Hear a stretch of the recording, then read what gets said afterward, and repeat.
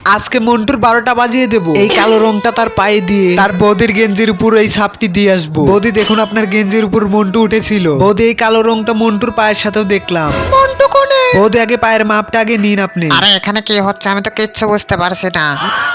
বৌদি আমাকে মারবেন না, আমি কিছু জানি না এগুলো। এই মারামারি করে সবকিছু সমাধান হইব নাকি? তুই প্রমাণ বের কর। দাদা, আপনার একটু আয়নার প্রয়োজন আছে। এই দেখ কি হয়েছে এমন। আরে শালা পায়ের স্বপ্ন চিনা চিনা লাগতেছে। দাদা আমাকে বিশ্বাস করুন, আমি দেইনি। আজ তোর খবর আছে, তোর বিশ্বাসের কি কই?